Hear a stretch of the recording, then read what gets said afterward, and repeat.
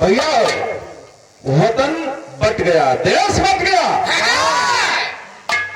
तब जगह जगह मूर्तियां लगी, कहीं ब्रह्म बाबा की मूर्ति लगे लगल, कहीं बाबा साहब की मूर्ति लगे लगल, सब देवी देवतन की मूर्ति स्थापित होके लगल।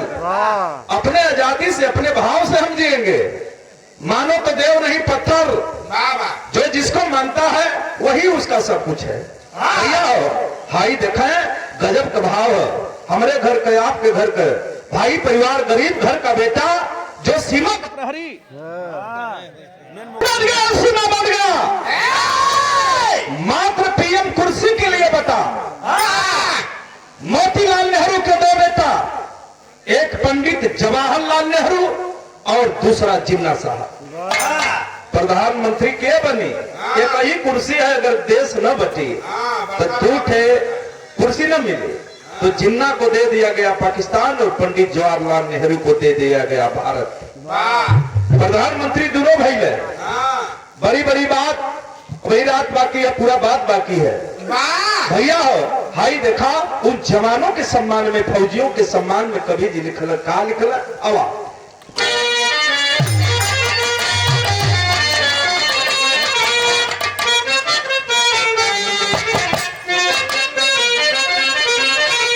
हमरे बड़का भैया विजय लाल यादव गौड़ा, ऐसा पहली बार हुआ है हमको किसी से प्यार हुआ है। बुढ़ौती में जब तोके इतना होता है तो तुहार जवानी रह गई तो कहा तुहार हम बखान करीला, इसलिए कि विजय नंदलाल नहीं होते तो बिरहा कहाँ होता, रामदेव बुल्लू नहीं होते तो आज बिरहा इस चरम सीमा पर नहीं होता। तो ये हमारे आराध्य हैं, देवता के समान है।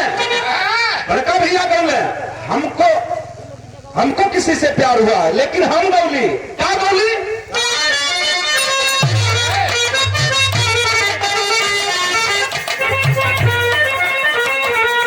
अरे जान सनम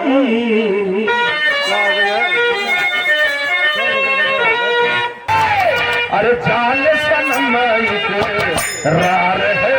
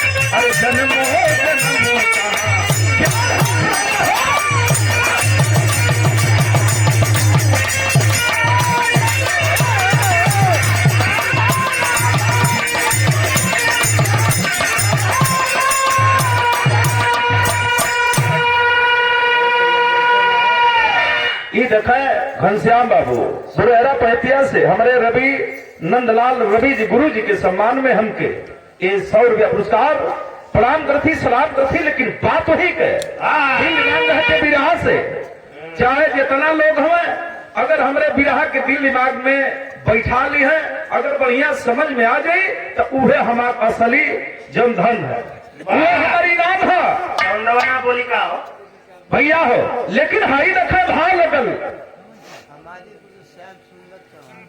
हम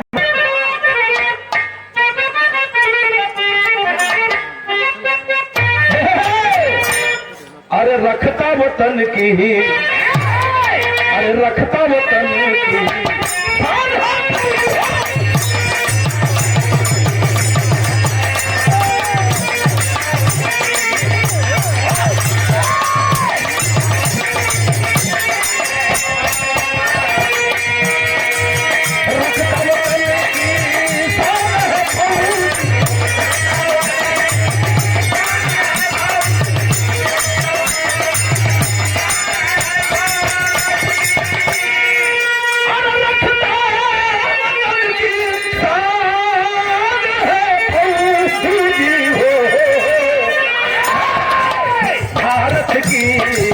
भारत की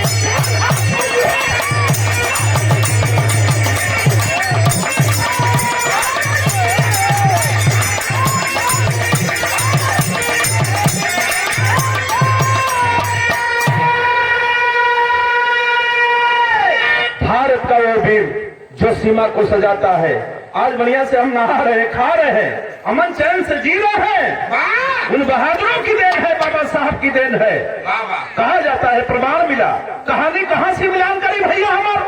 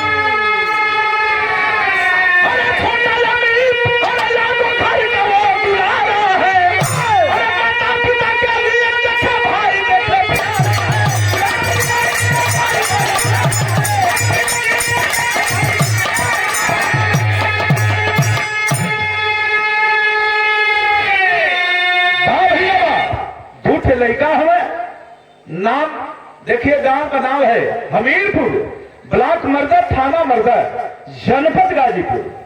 पेपर में पढ़े होंगे इस घटना को, इसलिए मैं सोचा कि आपके सामने ला दूं। आप लोग सच्चाई क्या है, सही क्या है, गलत क्या है, इसको जानिए।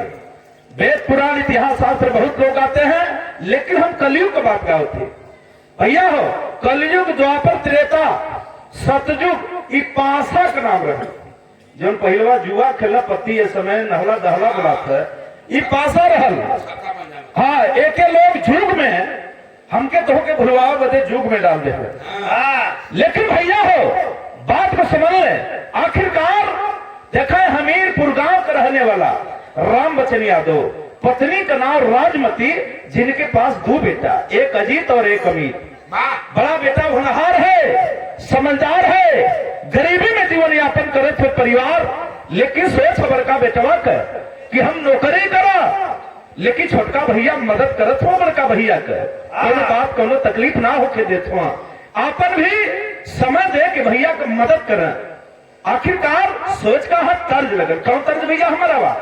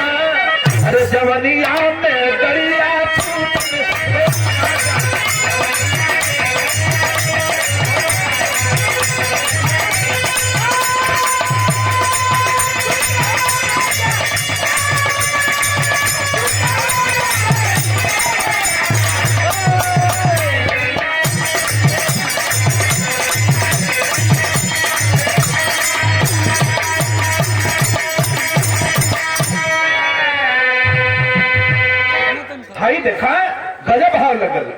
आखिरकार झूलनिया को हाँ भाव है।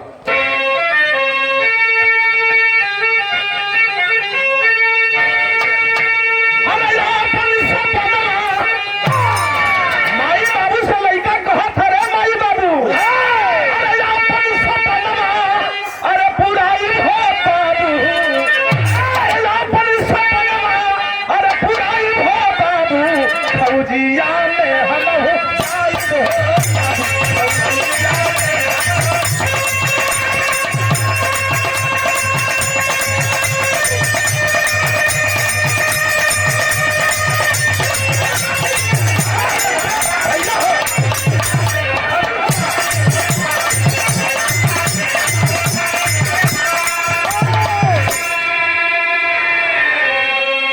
माई बाबू कह तो रे बचवा शादी कर ले, समय से शादी कर ले ही बढ़िया। कहीं समाज में बोल अगर खाना ऊंचा पड़ जाये तो कहाँ हमन मुंह देखा जाये, लेकिन बड़का भैया जो नजीर था बेचवा की माई बाबू ओकर फिक्र मत करा, जब ले हम नौकरी ना पाई तब ले बियाह न करा। मेरे साथियों एकदम जीत पर अड़ गया है, तैयारी में जुट गया है। देखा था कितनों शीतलहरी है, लेकिन भोर के समय में जा करके नौजवान दौड़ता है। साजत सवेरे अरे साजत सवेरे करे तैयारी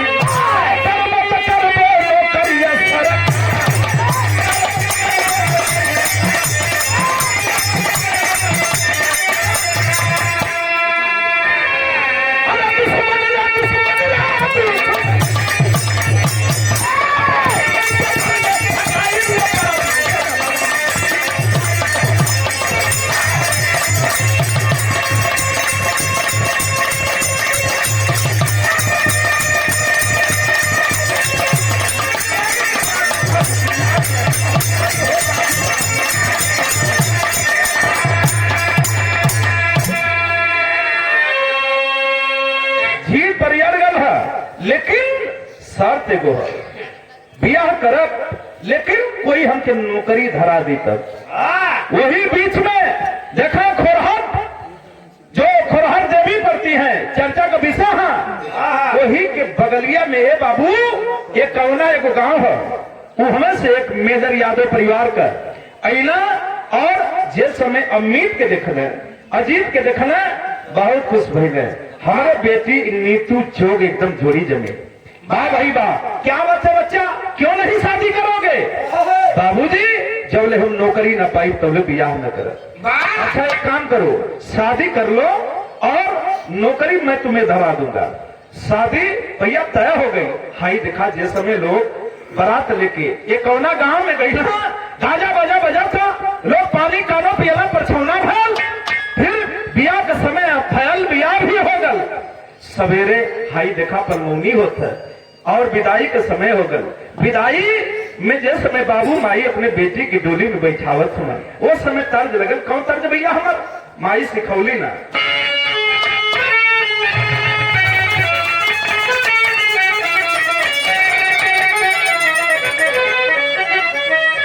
हमारे साथ गाना अरे माई सिखौली, अरे माई सिखौली, अरे सहुरवा चलाया सनुरावा दुल्हा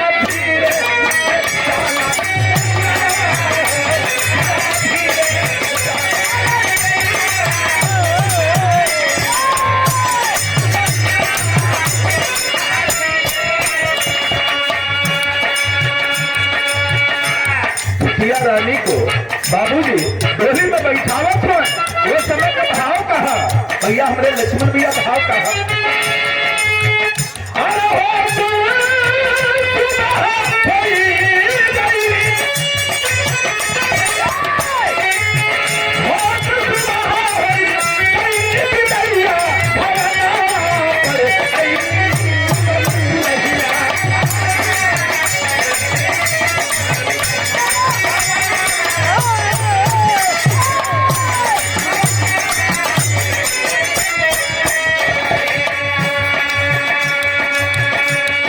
अरे घनश्याम बाबू की तरफ से 50 रुपया आप वही भैया हो भाई देखा रमाशा भैया। आखिरकार पहली रात में अपने दुल्हन से मिलने के लिए भैया हो, और पहली रात में जब जवान गया है मिलने के लिए, होता क्या है पहली रात देखा भैया मिला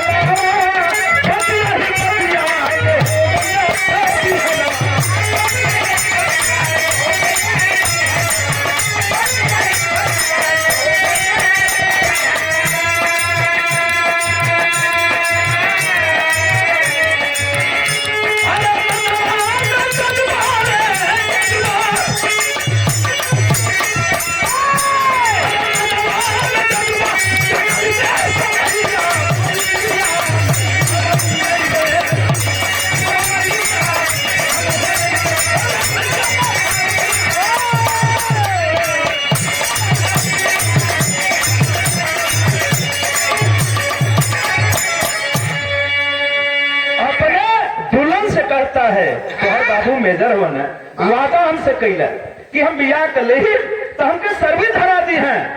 नीतू समझाती है स्वामी हमार, अरे बाबू पनीदार हुआ, समझदार हुआ, फौज का मेजर हुआ, आज न तो काल तो के जरूर भर्ती करा दी। लेकिन हाई देखा समय धीरे धीरे बीते लगा, बीतत बीतत समय नौजवान देखा तैयारी में जुटा हुआ। वही बीच में सवेरवा का टाइम है, चाय पियत हुआ, पेपर पढ़त हो, तुमने दो चार थे लड़का इन्हें कल भैया, अरे भैया फलाना जगह भर्ती है ना, चलबा का नौजवान आखिरकार जोश में हूं मैं, हम फौज के जवान बनम, हम नौकरी कर, तुरंत तैयारी कर देता है। बैग टंगना, माई बाबू का गोर लगना, छोटका भैया से मिलना और तुरंत तैयारी करके चलना। और जब तैयारी करके चलना तो तर्ज लगल, कौन तर्ज भैया हमार, वह गौना कराए।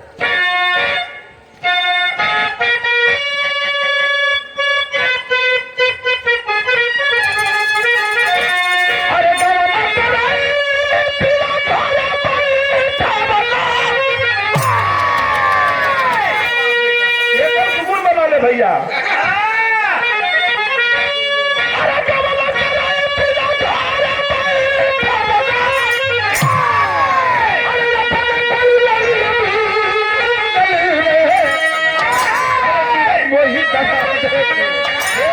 लक्ष्मी ना, अरे यार गड़बड़ा गई, ताव जागल भाई हमारे, ताव जागल। अगर लक्ष्मण भैया कह देते हम लक्ष्मीना कह दिली, लेकिन वही देखा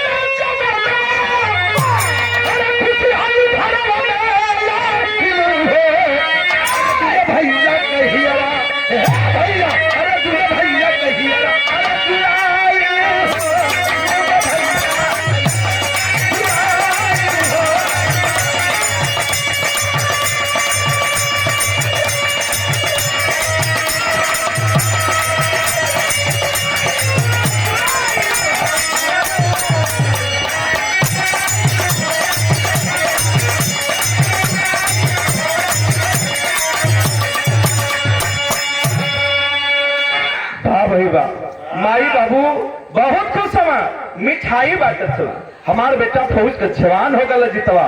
अच्छा तो बढ़िया भल, बहुत बढ़िया तैयारी करते है, क्षेत्र एरिया के लोग बहुत खुश समझ आएगा। मैं सुबह कर रहल की फौज में हम भर्ती हो जाए, भर्ती हो गल बाह मालिक बा, जैसा ही भर्ती भयल संजोग से एक बेटी पैदा भई, मालिक देके देला, छप्पर फाड़ के देले, और कुछ दिन के बाद एक हैप्पी बेटा पैदा होता है। भैया हो समय कटत है, आवत हुआ जात हुआ, बेटी अयोध्या भई ले, अरे बेटी अयोध्या भई ले, अखिया का टुकड़ा चमकेला,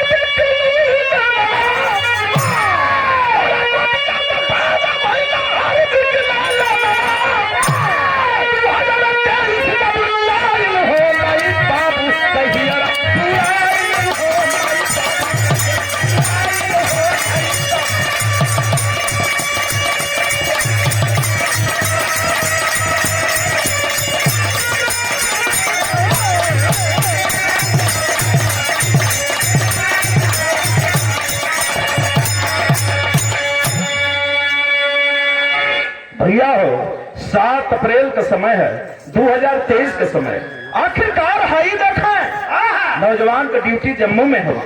भैया अपने फोन वीडियो कॉल लगाता है, और जब वीडियो कॉल लगौलस तो अपने पत्नी से कहते कि तनी हमारे लड़कवा के दिखा दा, अरे हमारे बबुली के दिखा दा, बिटिया के दिखा दा।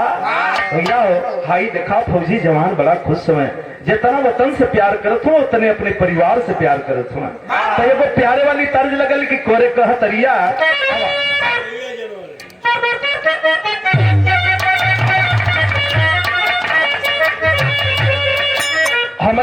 कैसे गावल कभी जी, कोई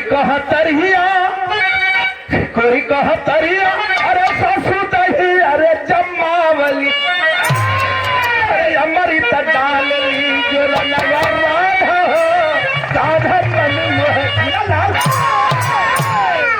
भैया हमें अरे फौजी जवान अरे दुल्ही से बतियावला अरे कैसन बात गोदिया का दुल्हरवा लगिया हो ताली से भूलना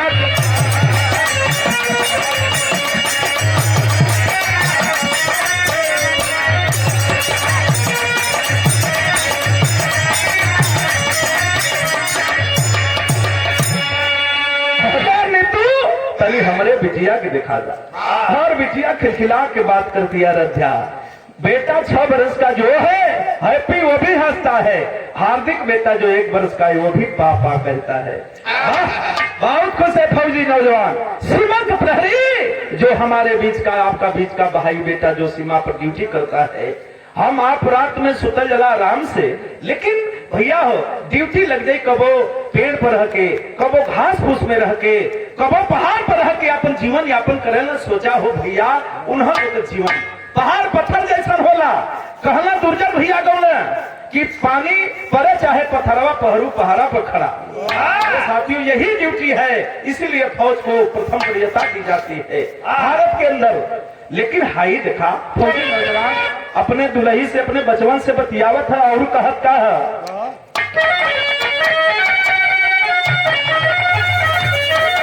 हंसी हंसी फौजी अरे देखा खूब बतियावला मीठी मीठी बतिया अरे भैया समझावला अरे कैसन बात गोदिया का दुल्हरवा लगिया हो ताली से बुझा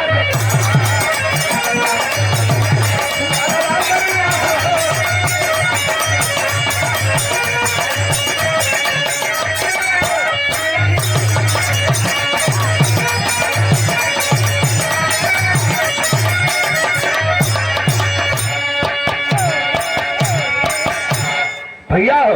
लेकिन फौजी नौजवान अपने तो शिक्षित है हम, लेकिन अपने पत्नी को भी मन से पढ़ाया है। मैं ड्यूटी करता सर्विस करता तो अपनी पत्नी को भी सर्विस कराऊंगा। पता चला कि बीए बीएड बीटीसी टेट क्वालिफाई करवा दिया था, सीटेट करवा दिया था, अब बस नौकरी लगने ही वाली थी। लेकिन न पता उसके दिमाग में क्या हुआ भैया हो खाना खा के और सब अपने अपने रूम में चलकर सुते बदे वो पगली गई घरवा में अपने बचवन के लेके सुतल बा और अपन बेटी जो नारध्या वो अपनी दादी के सुतल बा। मेरे साथियों जब रात 12 बजा है नींद खुली है, नीतू उठती है 12 बजे रात को अलमारी खोलती है, धारदार हथियार निकालती है। देखते देखते निरेखते निरेखते अपने बड़े बच्चे के पास हैप्पी के पास पहुंच गई और अपने बच्चा के पास जब पहुंचल वो पगली बहुरहिया वो पापिन वो हत्यारी। मेरे साथियों माँ कहने में तो मुझे दर्द होता है कि माँ ऐसा कभी होता नहीं, माँ ऐसा कभी होती नहीं, माँ को ऐसा होना ही नहीं चाहिए। लेकिन कलयुग को सर्वनाश कर दी, शर्मसार कर दी। लेकिन भैया हो विदेशिया में कवि जी भाव लिखल है, का लिखल है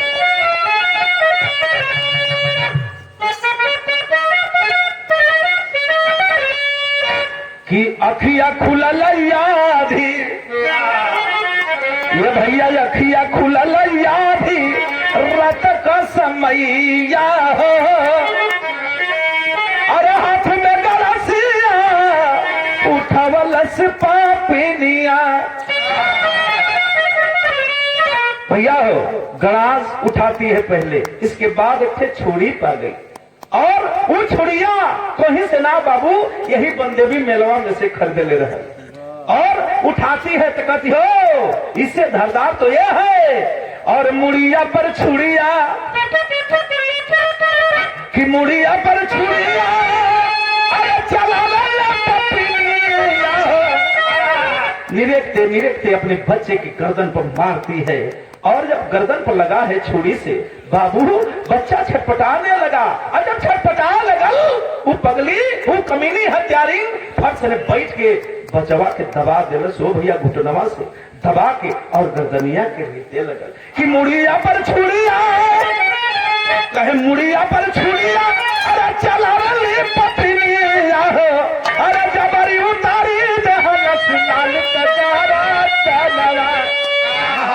जैसे मुर्गा भेड़ा काटा जला, खस्सी काटा जला, वैसे जबरी हो बाबू अपने बेटा के गर्दन को काट देती है। काट करके और देखें अपने बड़े बेटे का जो सिर है वो ले जा करके अलमारी में रख देती है।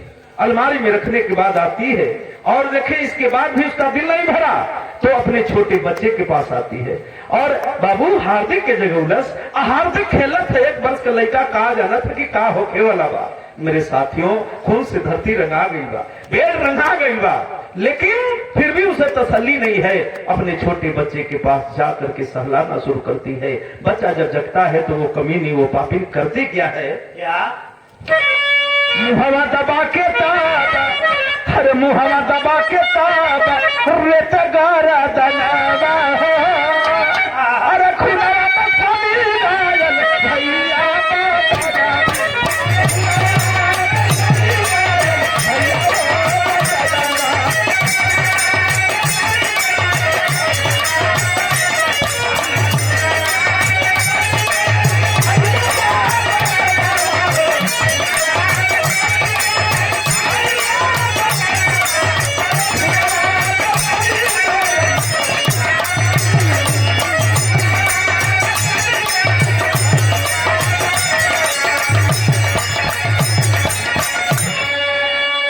हमारे परम साथी घनश्याम भैया दुरेहरा पहतिया से आपके तरफ से 50 रुपया पुरस्कार प्रणाम करती सलाम करती। भैया एक बार मैं विराह स्टूडियो में गा रहा था, दिल द्रवित हो गया, मैं रोने लगा। वाह वाह है जमाना बाहरी लोग के करी पर भरोसा करवा के आपन कहवा के बेगाना कहवा। दोनों बच्चे के गर्दन को काटती है और दोनों बच्चों का लसिया हो भैया वही बेडवा पर सुता के चदरवा ओढ़ा देगा।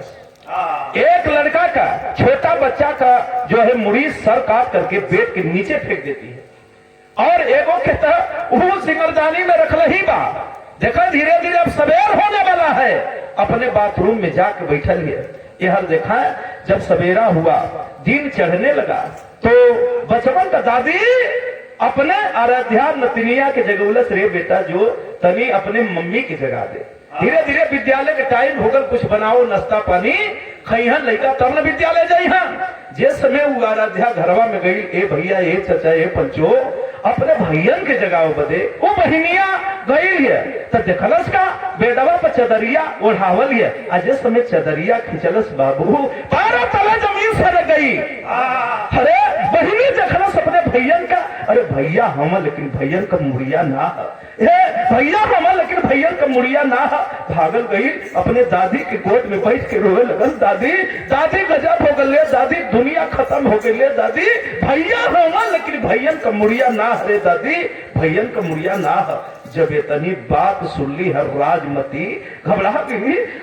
बबुनी का हो गल बबुनी, अरे कैसन ई आगल पागल सर की नियर बात करत हूँ ना रे दादी, चल तनी देख दादी।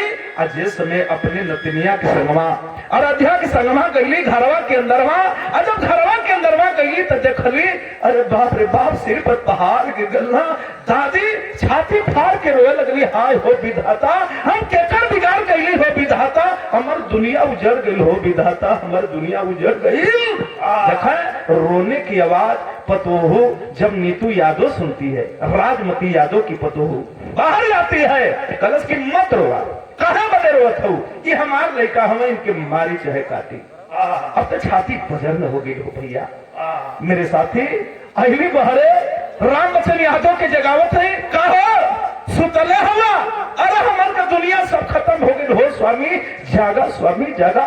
झट से जगला कल का राजमती का हो गए पगली काहे रोवत है बताओ ना। अब तो मुंह से आवाज आते न, आंख से आंसू हर हर हर हर गिरत है। राम बच्चन यादव पूछत हुए कलश की का बताई हो स्वामी, चला घरवा में। जिस समय राम बच्चन यादव घरवा में गई दोनों नातिन के देखना कि अरे मुड़ी है मुड़िया ना है खाली धरिया है, देख के घबरा गई न। मेरे साथी भागली बहरवा फट से फोन लगौना अपने बेटा फौजी के पास। जिस समय वो फौजी जवान फोन उठाता है, फोन उठाता है, हेलो बाबू। बाबू का आवाज ना आवत है। बाबू अरे बोला बाबू का बात है बाबू। बाबू खाली रोवत में कैसे अपने बेटा के बतावा कि हमार मेहरा कैसे अपने बेटा के बतावा कि त्योहार मेहरारू तोहरे दोनों बच्चन के काट दे। मेरे साथी न मुंह से आवाज आता है, सिर्फ आंख से आंसू आवत था। वीडियो कॉल में फौजी जवान देखा था कि बाबू रोवत हुआ। बाबू से पूछता है, बाबू अरे हमारे भैया, हमारे छोटका का तबीयत खराब है, हमारे माई का तबीयत खराब है, हमारे दुल्ही का तबीयत खराब है, का हमारे बबुआ ठीक हो न? मेरे साथी बाप रो रहा है, फौजी जवान पूछ रहा है। तर्ज लगन कौन तर्ज है?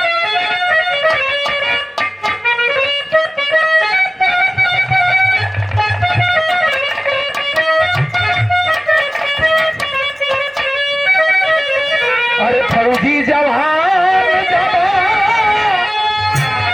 अरे फौजी जवान अरे पवले पाख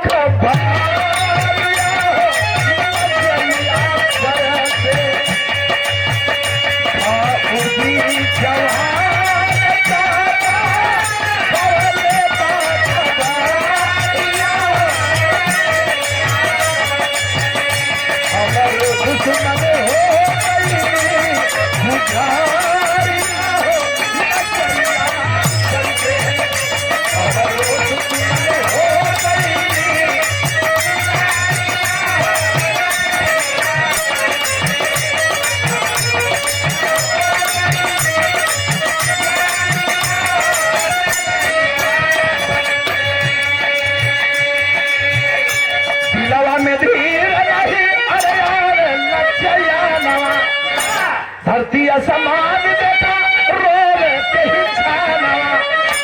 अरे फौजी बहादुर दादा पहले बातैया हमारे दुश्मन हो गई गुजारिया हमारे दुश्मन हो गई।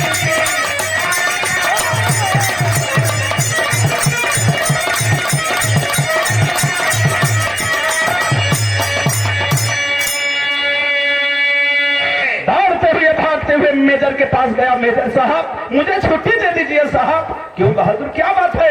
ए साहब हम तो पूरे देश से लड़ ली, जवान हमारे देश दुश्मन हो उससे लड़ ली, लेकिन आज हम अपने ही परिवार से हार गई साहब, आज अपने ही परिवार से हार गई। कहा बहादुर क्या बात है? बहादुर बताता है फौजी की हमार पत्नी हमारे दोनों हीरोवर के काट दिलस, हमके ऐसे हथियार दे दस साहब, कुछ गोली दे दा। सबसे पहले बरियार हमारे दुश्मन जाए तो के मार के आई।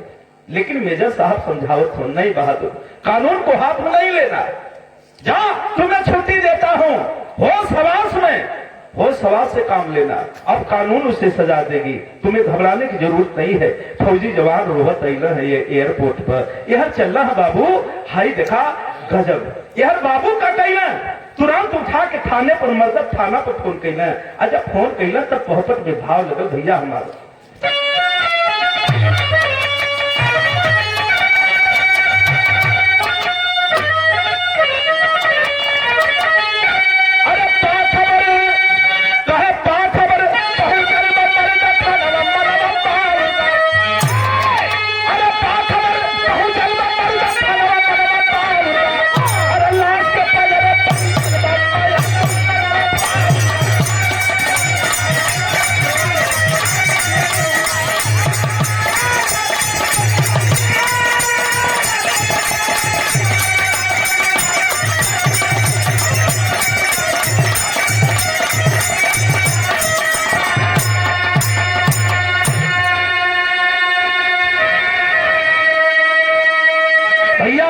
मर्द थाने से पुलिस प्रशासन के लोग तुरंत और खबर चाहू और चर्चा का विषय बन गया। जे जैसा ही बा तैसा ही भैया हो पहुंचल है हमीरपुर गांव में मेला झूठवाल है, एगो थाना ना कई थे थाना जुटल भैया हो।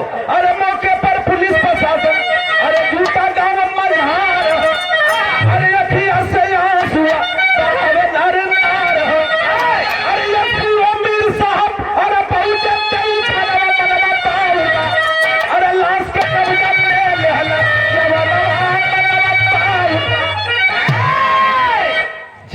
एसपी साहब पहुंचे हैं, दरवाजा को खोला गया। अगर दरवाजा को खोला गया बाबू तो देखा अपने बचवन के लसिया के पजरवा बैठल है, वो हत्यारे में उडाइन बैठल बा। वैसे प्रशासन के लोग पूछत हो क्या कमी थी, क्या तुम्हें तकलीफ था? लेकिन कुछ नहीं बोलती है। अब तक जनाथ की ओके कुछ हो गल बा, सिर्फ देख रही है, ताक रही है, पथरा गई बा वो पापिन हत्यारिन। मेरे साथी हाई देखा तुरंत, बाबू जनता कहती है अरे साहब तनी से समय दे दा, फिर ऐसा हत्यारिन पापी के सजा ऐजा दिया जाए। लेकिन प्रशासन के लोग कहते नहीं नहीं, कानून को कोई हाथ में नहीं लेगा। भैया हो तुरंत मर्दत थाना पर लोग लेके ही लाश समेत, और देखा शाम होने से पहले, रात होने से पहले उसे जिला कारागार में डाल दिया गया। यह फौजी जवान मेरे साथी अपने बच्चों से मिलने के लिए एक बाप हवाई जहाज में बैठा और उड़ा है, और आया कहां, बाबरपुर एयरपोर्ट पर उतरा है। तुरंत गाड़ी हो भैया बुक किया, और यह देखा है मेरे साथियों दोनों बच्चन को पोस्टमार्टम करवा के गंगा के किनारे लाश सजावल है, चीता सजावल है। ये बाबू जैसे फिल्म में देखले होगा, गाड़ी का गेट खुलल, फौजी नौजवान उतरा, एक का भागल पहुंचल वो चीता के पास। ये भैया ये चाचा हमारे हीरवा कहा, हमें एक बार मिला दा, हमरे हीरवन से एक बार मिला दा। हमार बाबू हमार छोटका भैया कहाँ है। मेरे साथी अमित अपने भैया के देखलस, दबर के पकड़ के रोए लगल, भैया बस भैया बस बस। अब जवन भल भल भैया एक काम करा भैया, अपने आप के रोका भैया, विधि के विधान के कोई बदल ना पाई। लेकिन आल्हा में कवि जी भाव लिखे, का लिखा भैया,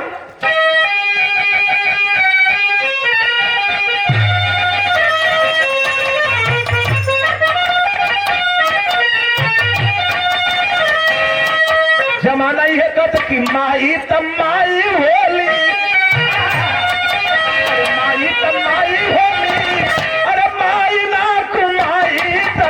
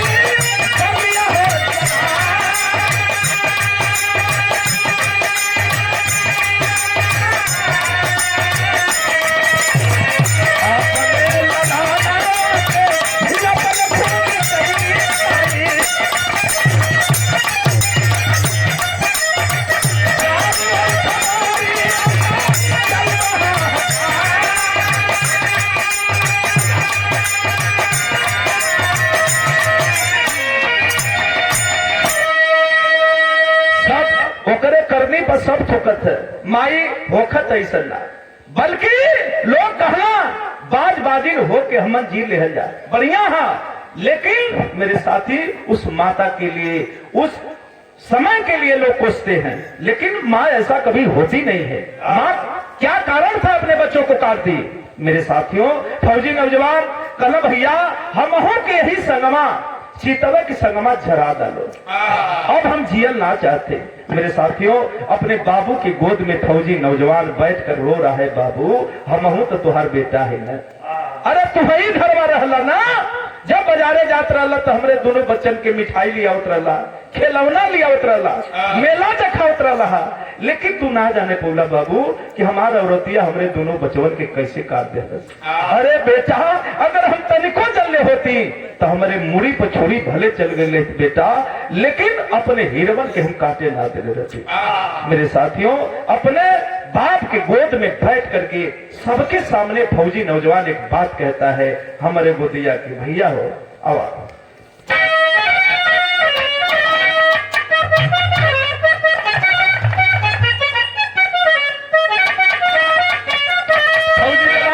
कि हमरे हैं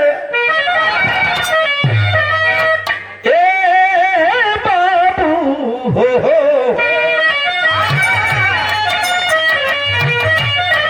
अरे हमारे गोदिया सुंदर सुगाना सुगाना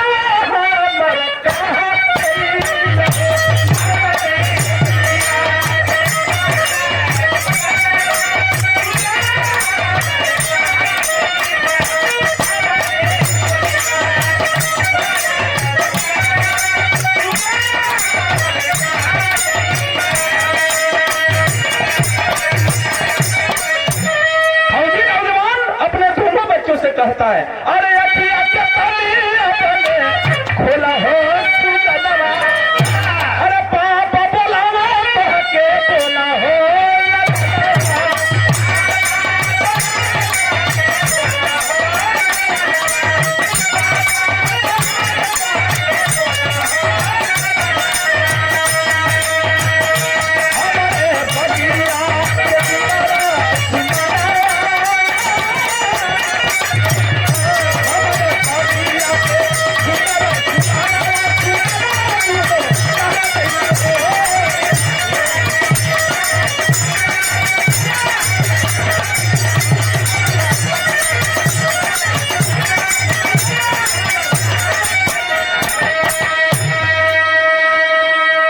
भैया हो। आखिरकार उस हालात को देख करके, उस समय विधि विधान को देख करके कवि जी बहुत बढ़िया भाव लिखल है। दाह संस्कार करके घरे लोग गई ना, बड़का भैया के छोटका भैया समझावत हो, माई बाबू समझावत हो, रे मुन्ना जीवन भयल भुला जा बेटा। और बिटिया जौन आराध्या है अपने पापा के समझावत है, पापा अरे हम ही ना पापा, हम ही के देख के संतोष करा पापा। दुनिया में बहुत घटना घटेले, केहू भाई भाई के मार देला, केहू बेटा बाप के मार देला, आज मतारी हमारे दोनों भैयन के मार देला। अयोध्या समझावत है, लेकिन खड़ी लाइन में कवि जी भाव लिखल, का लिखला भैया अमर,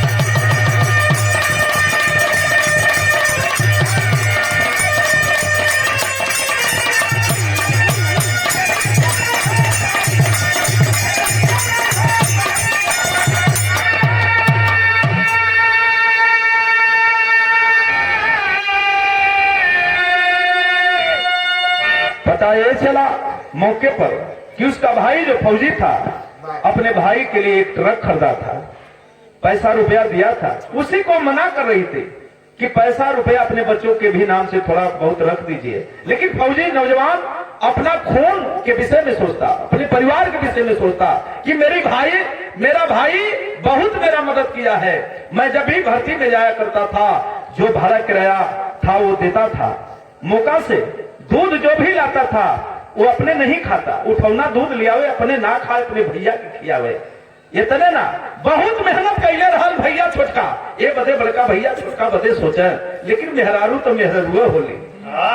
माई कहीं से आईबा कमा के, तब माई तुहार पेट धोई कि हमारा बेटा पानी पी ले, खाना पहले कि ना, लेकिन मेहरारू सबसे पहले जेब चोरी की कितना रुपया कमा के लिया हुआ। ये माई और मेहरारू में अंतर होला।